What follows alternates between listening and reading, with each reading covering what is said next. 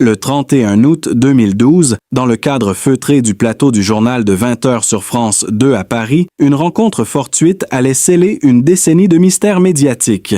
Ce soir-là, face à Laurent Delahousse, l'actrice Alice Taglioni vient présenter son actualité. Sous les projecteurs du studio de l'avenue Montaigne, l'échange dépasse le cadre journalistique.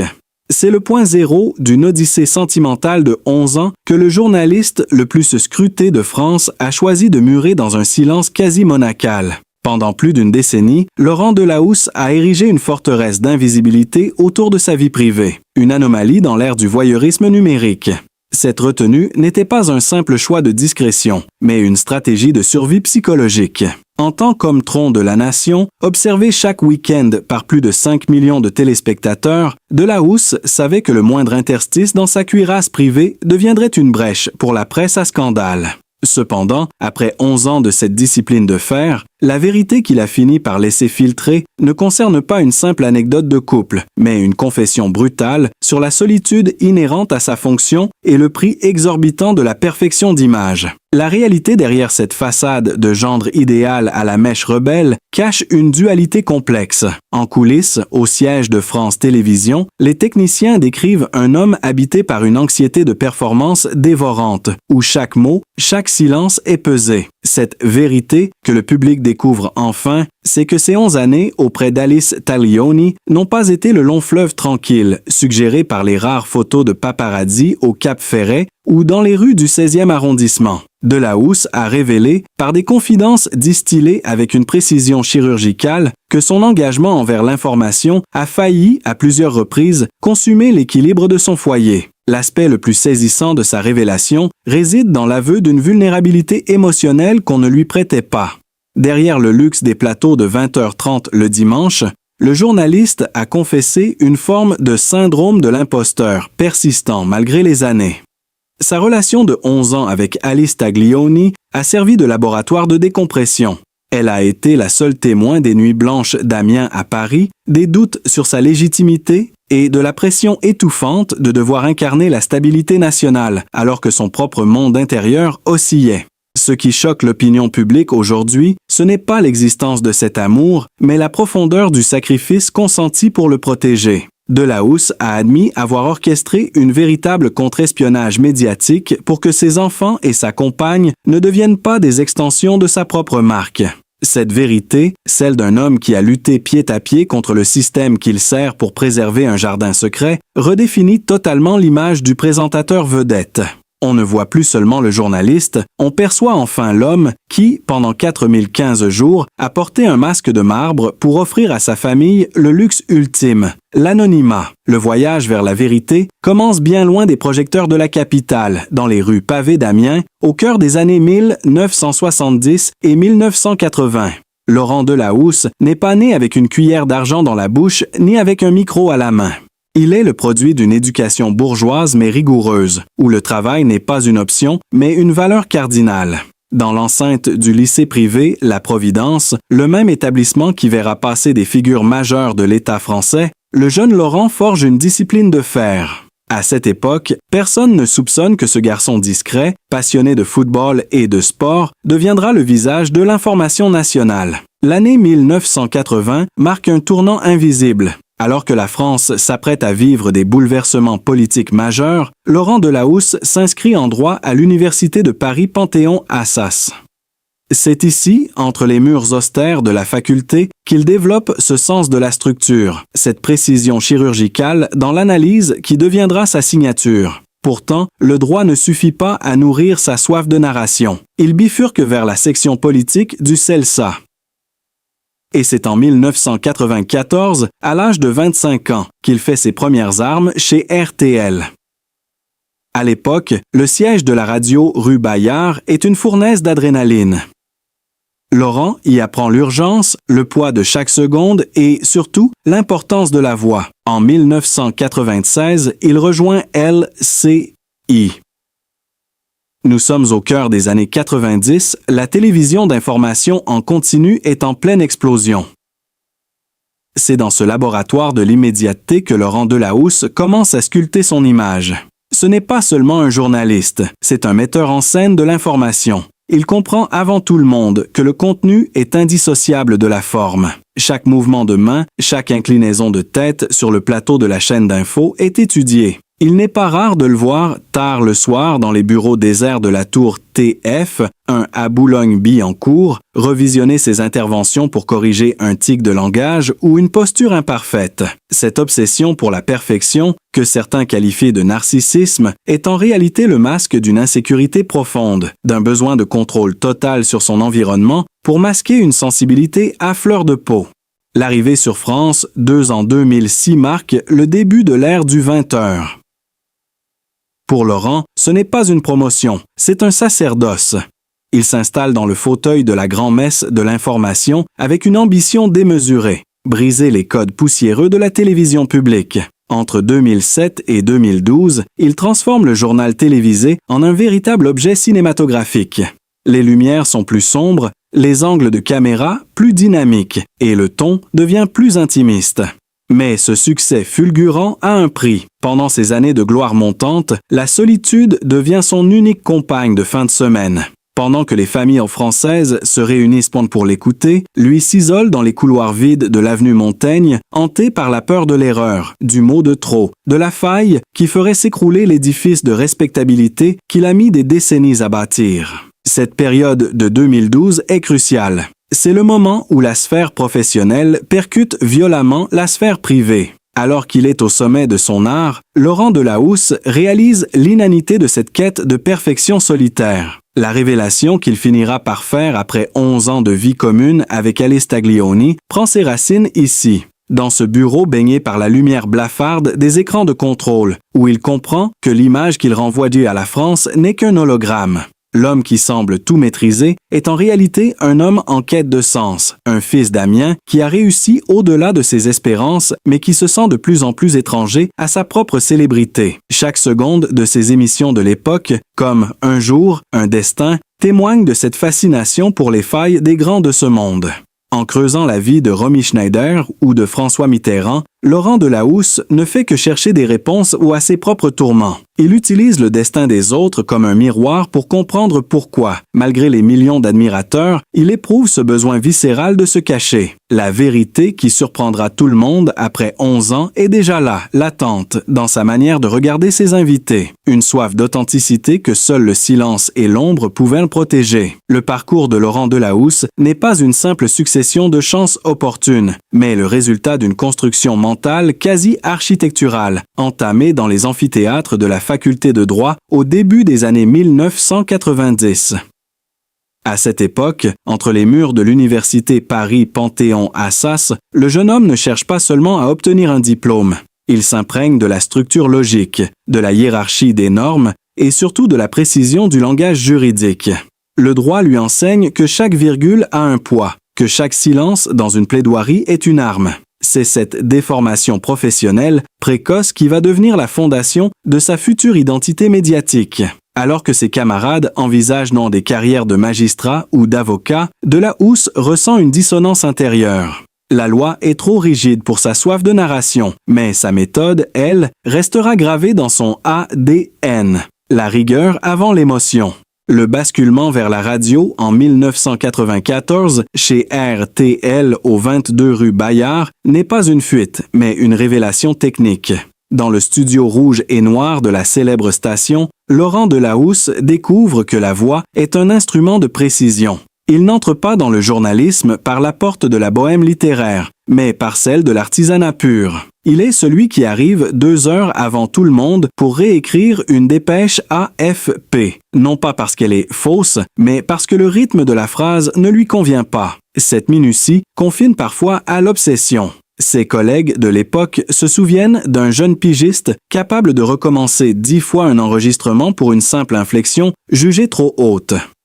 C'est ici, dans l'ombre des consoles de mixage, que se forge la vérité qu'il finira par admettre bien plus tard. Son succès n'est pas dû à son physique de papier glacé, mais à une tyrannie de la perfection qu'il s'impose à lui-même. En 1999, lorsqu'il rejoint la chaîne d'information LCI, Laurent Delahousse importe cette méthode quasi scientifique à la télévision. Il comprend instantanément que l'image est un langage juridique visuel. Dans les bureaux de Boulogne-Billancourt, il ne se contente pas de présenter, il dissèque. Il analyse les courbes d'audience à la seconde près, cherchant à comprendre pourquoi un sourcil levé ou une hésitation de 2 millisecondes fait décrocher le téléspectateur. Cette période est marquée par une discipline de fer. Laurent Delahousse refuse l'improvisation.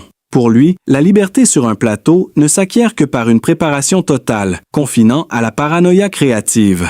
Il étudie les maîtres du journalisme américain, s'inspirant de leur posture et de leur autorité naturelle, tout en y injectant une élégance européenne qui deviendra sa marque de fabrique. L'année 2006, lors de son arrivée sur le service public à France 2, marque l'apogée de cette métamorphose.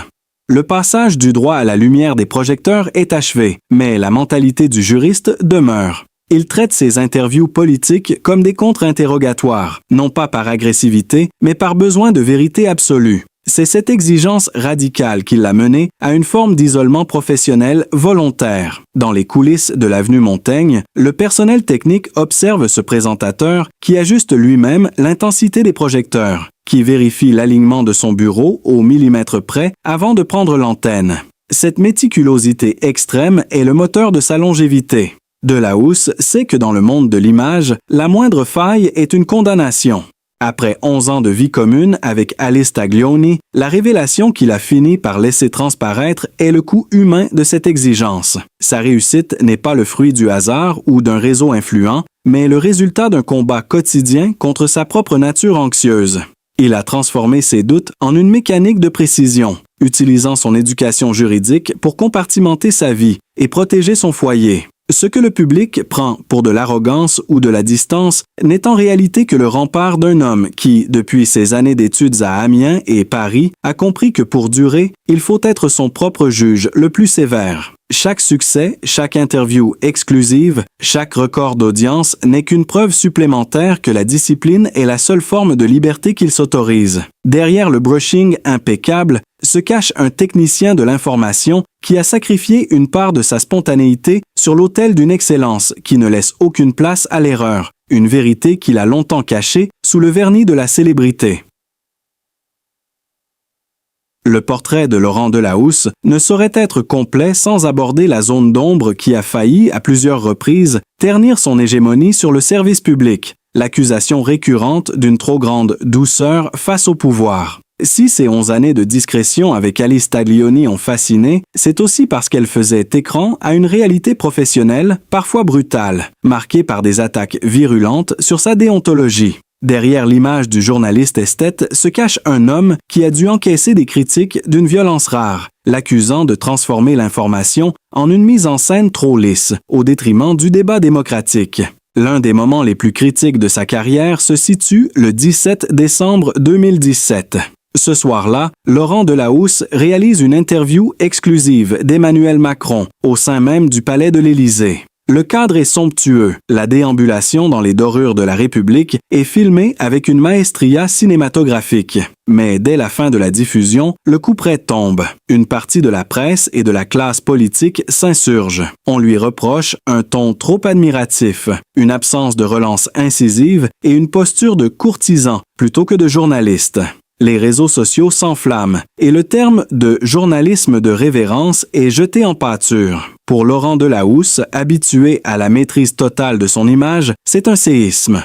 Cette polémique n'est pas qu'une simple critique passagère. Elle interroge la substance même de sa méthode, celle qu'il a peaufinée depuis ses années d'études de droit, privilégier l'atmosphère et l'humain sur la confrontation frontale. Cette mollesse apparente, souvent fustigée, cache en réalité une stratégie délibérée de Delahousse, mais une stratégie qui a ses limites. Il a toujours défendu l'idée que pour obtenir une vérité d'un invité, il faut d'abord le mettre en confiance, créer un cocon de sérénité. Cependant, face à des fauves politiques rodés à l'exercice, cette approche a parfois été perçue comme une capitulation. Ses détracteurs, notamment dans les rédactions concurrentes, n'ont pas manqué de souligner le contraste entre sa rigueur maniaque sur l'esthétique du plateau et sa supposée fragilité lors des entretiens de haut niveau. En 2012, déjà, lors des interviews des candidats à la présidentielle, son style « feel good » avait été pointé du doigt comme étant déconnecté de la dureté sociale de l'époque. La vérité sur ces 11 dernières années, c'est aussi le récit d'une résistance intérieure face à ce flot de reproches. Delahousse a dû vivre avec l'étiquette de journaliste people ou de présentateur paillette, une blessure profonde pour celui qui se voit comme un artisan rigoureux de l'info.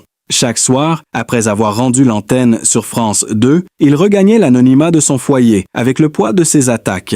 L'influence d'Alice Taglioni dans ses moments de doute a été cruciale. C'est dans ce sanctuaire privé qu'il a pu admettre que sa quête de la belle image pouvait parfois occulter la rudesse du réel.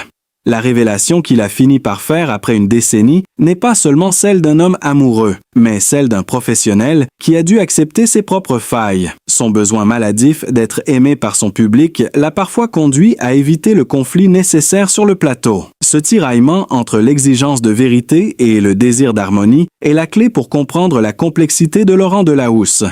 Il n'est pas simplement le gendre idéal que l'on voit à 20h30. C'est un homme qui a été hanté par l'idée de déplaire, un trait de caractère qui a façonné ses plus grands succès, mais aussi ses échecs les plus cuisants. En analysant froidement ses interviews les plus controversées, on réalise que sa mollesse n'était pas de la soumission, mais une forme d'idéalisme journalistique poussé à l'extrême, une volonté de rendre la politique fréquentable par l'esthétique, au risque d'en vider la substance. Cette vérité, celle d'un homme piégé par son propre sens de l'élégance, est l'un des aspects les plus humains et les plus surprenants de son parcours, loin de l'image de marbre qu'il projette depuis 11 ans. Le 20 septembre 2012 reste gravé dans les archives de la télévision française non pas pour une exclusivité politique, mais pour un séisme émotionnel invisible à l'œil nu. Sur le plateau du journal de 20h de France 2, au cœur du complexe de l'avenue Montaigne à Paris, l'atmosphère change brusquement.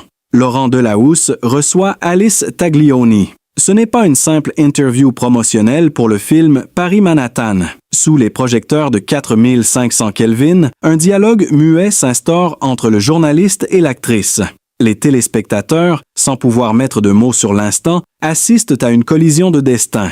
Pour Laurent, c'est le début d'un chapitre de 11 ans qui allait exiger de lui une prouesse qu'aucun autre présentateur n'avait osé, la disparition médiatique totale de son intimité. La vérité qui émerge après plus d'une décennie de vie commune repose sur une discipline de fer héritée du dicton de Florian. Pour vivre heureux, vivons cachés. Mais pour un couple de cette stature, cette maxime n'est pas un choix romantique, c'est une stratégie de défense militaire.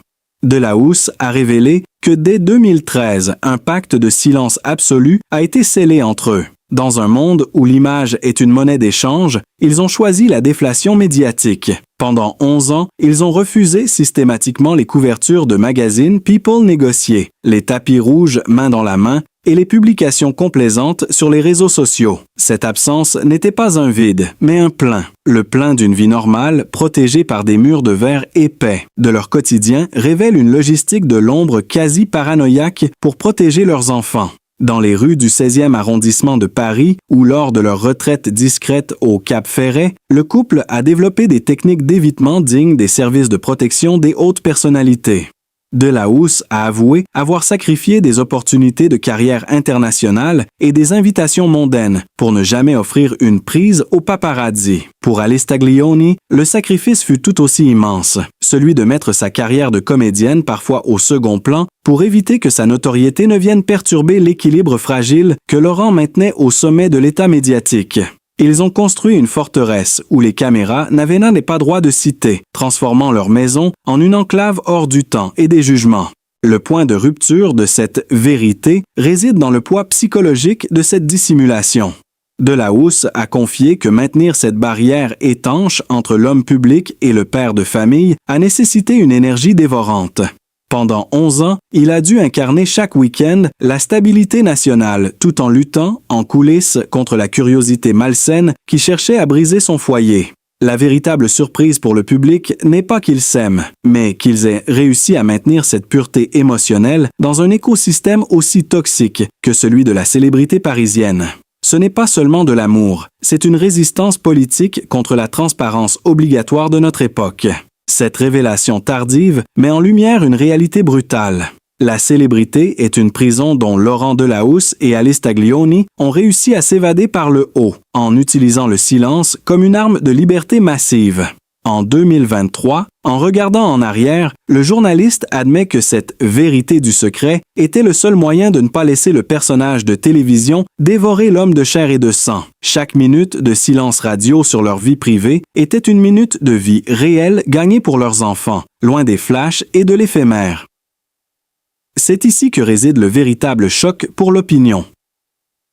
La découverte d'un homme qui, contrairement à ses pairs, a préféré la profondeur de l'ombre à l'éclat factice des projecteurs pour sauver ce qu'il a de plus cher. Après 11 années de vie commune avec Alice Taglioni, ce que le public attendait comme une révélation fracassante s'est avéré être une vérité d'une humanité désarmante. Dans les colonnes de Paris Match en 2022, et lors d'un entretien intimiste accordé au magazine Gala, Laurent Delahousse a levé le voile sur l'envers du décor. La vérité n'est pas un scandale de mœurs, ni une trahison cachée, mais l'aveu d'une vulnérabilité radicale. L'homme qui incarne l'assurance chaque week-end sur France 2 est tenté par une peur viscérale de la solitude.